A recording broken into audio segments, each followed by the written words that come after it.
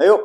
So today we are cooking some short ribs on the Weber kettle. I'm doing the snake method because I need to pop out for a few hours, and this should keep it going while I'm away. We have got a lovely rack of ribs. It's a 3-bone rack from John Davidson's, the butcher, up in Elgin, Scotland. Fantastic quality meat from these guys. It's been spot on every time. So I'm looking forward to getting these ribs on that barbecue. So I'm going to start with just trim the excess fat off this rack. It's okay to have a bit of fat on the top, but you don't want loads on. It's not going to render away fully on the low heat that you're cooking it under, and it's not going to allow the flavour, the smoke, to penetrate into the meat. So I've put a bit of greaseproof paper down on the work surface, make it a bit easier to work with. I'm going to go ahead and trim any of this excess off.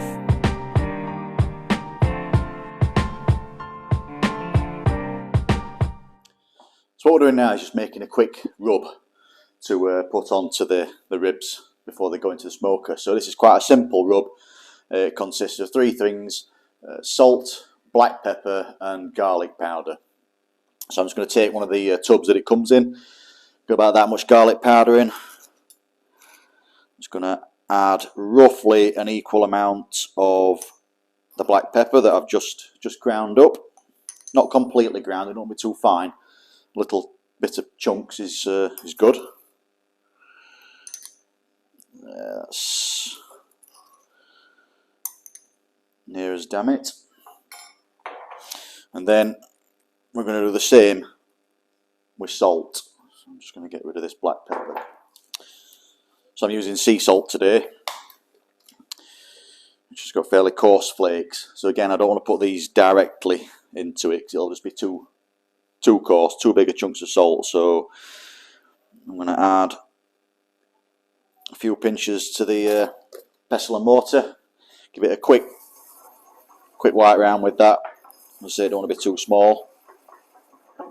Just break them big chunks down a little bit. And I'm going to add this to the mix as well.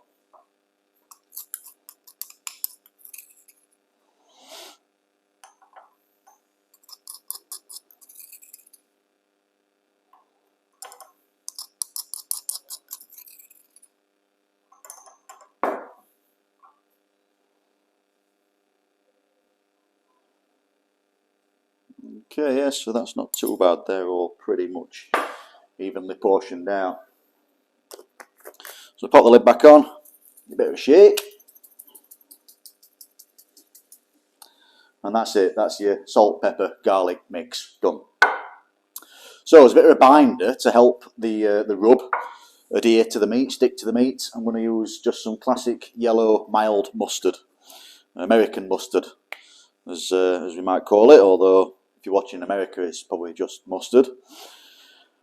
Whatever you do, don't use English mustard. It's a very different thing, and it's going to blow your socks off if you put this amount of mustard onto it. So I'm just going to add a little layer, give it a good rub round. Now this doesn't really impart any flavour into the meat once it's gone through the cooking process. It's mainly there to act as a binder for the rub. You don't need to put it on too thickly.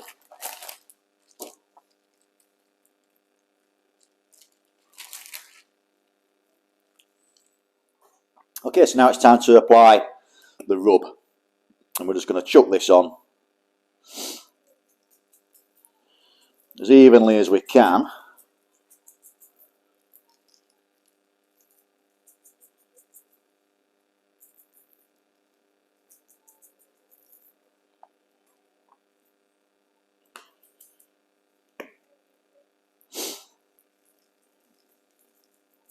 And what this is going to do is going to give us a good bark as well as a good flavour in the meat. And this is where you need a third arm, to be fair, a third hand, because I need to now try and pick this bit of meat up and turn it so I can apply the rub to the sides as well as the top.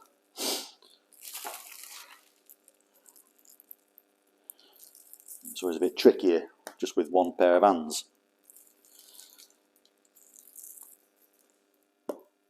And there we have it. is now ready to go onto the smoker. I will just say at this point, congratulations for getting this far into the video. I'm clearly not boring you to death. We get a lot of views of our videos, but not that many subscribers. Now, I know everybody seems to say, hey, like and subscribe all the time. But, you know, after doing this for a year or so now, I do mean it, really. The more subscribers I can get, the better my videos can be. It'll help me grow the channel and make great content for you. So it don't cost you anything. Just press the subscribe button at any point in the video if you like. Do it now, in fact. That'd be a really good idea.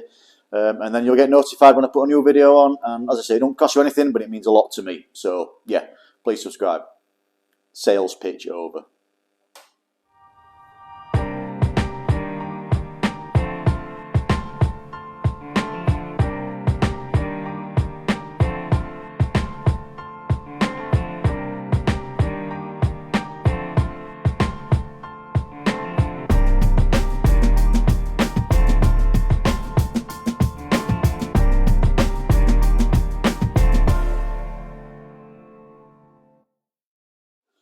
Okay, so the smoker's pretty much up to temperature now.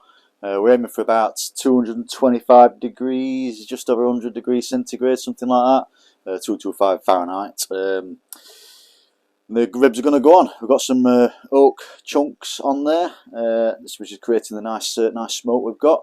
So I'll go and get the meat.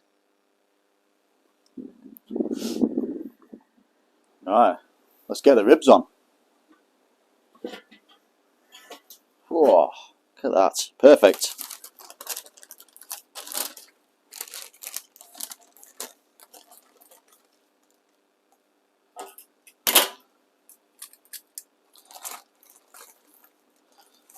So I'm going to pop these roughly in the middle of the grill, just over the top of the water tray.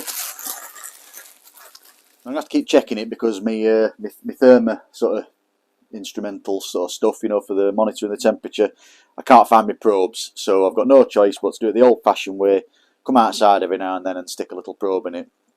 But what I'm going to do now is close the lid, let this smoke away at this ambient temperature for the next, well, hopefully not too long, but probably 8 to 9 hours, something like that. Bring in for a closer look.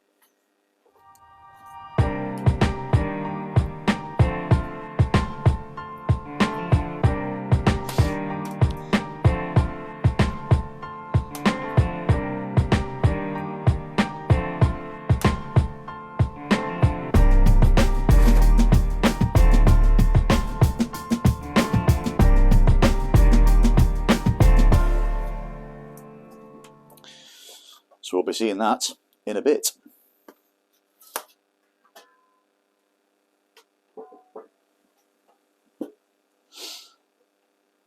So I've got the grill fully open at the moment, watching the temperature on here. They're not mega accurate. I'd prefer to have my little probe thing, but it'll do. It's not to a degree, really. We've got the the smoke vent open opposite where the coals are burning. So that smoke is coming up and over the meat and then coming out of the chimney over it. So it completely covers it, basically. Best way to monitor the temperature on these, if it starts getting too hot, is to close the vent a little bit. The bottom vents are also fully open. That's allowing maximum airflow going through there. But as I say, we'll keep an eye on the temperature and pop back and check it.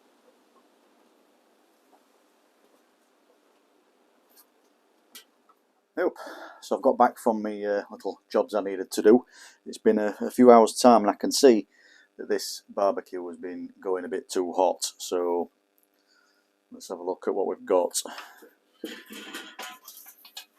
Oh, well, it is looking amazing and it smells amazing. I'll bring it closer.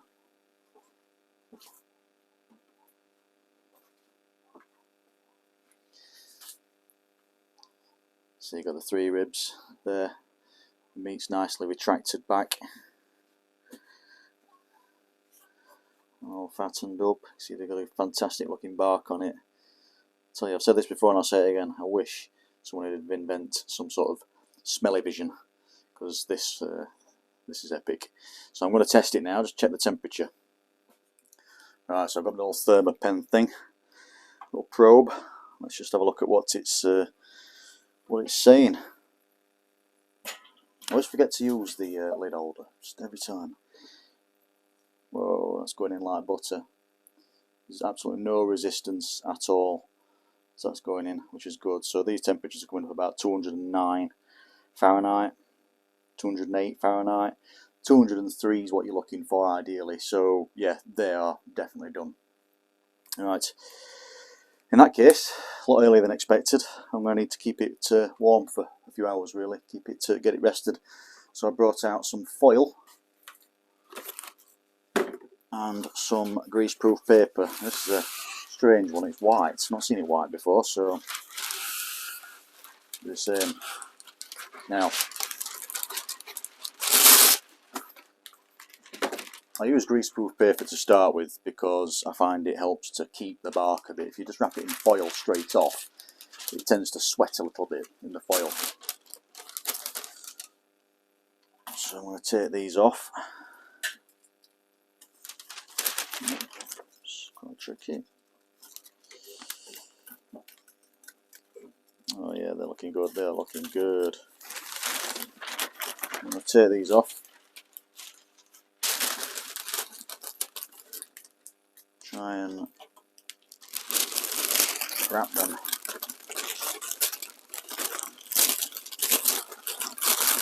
In the greaseproof paper. Excuse me if it's a bit noisy. A bit close to the microphone. Seems a shame to let that go because there's still a good hour or two of smoking at least on that. And now what I'm going to do, put these down. I'm going to wrap the whole lot in some foil.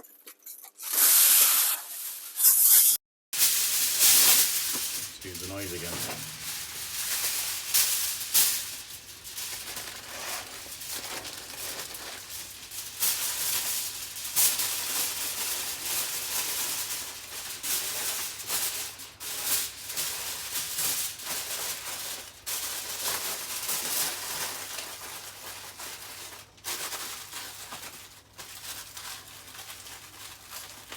Right, that's good. So that's going to keep now. I'm probably going to put it into the oven on a very low temperature, for the lowest setting really, and just keep it sort of like warm in there, so it's not going to cool down too much. And then yeah, I'll be ready to serve that shortly. Right guys, so we've taken the short ribs out of the oven, so they're sort of keeping warm for the last couple of hours. These look absolutely amazing. The butcher's paper, the what do you call it, baking paper stuff, has kept the sort of bark on as I said it would. So we'll take these out and slice them up.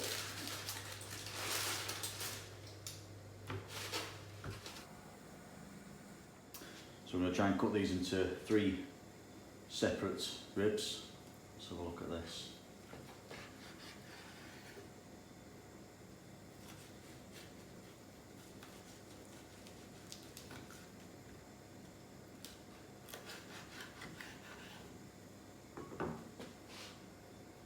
Look at that. Perfect. Really juicy still. Really moist. Knife goes through it like butter. That is absolutely perfect. These are going to be very nice. So there we have it folks. Beef short ribs, smoked on the Weber. They ended up being hot and fast rather than low and slow, but they still look and taste absolutely epic. I'm serving this with some steamed kale, a southern style potato salad, which I will do a video for because it's really nice, and a cauliflower cheese. So quite simple, good sides. And there's the boys, didn't want any black bits or bones. There we are. Great, I'm going to enjoy this guys, hopefully you guys did too, and remember to subscribe. Cheers, bye.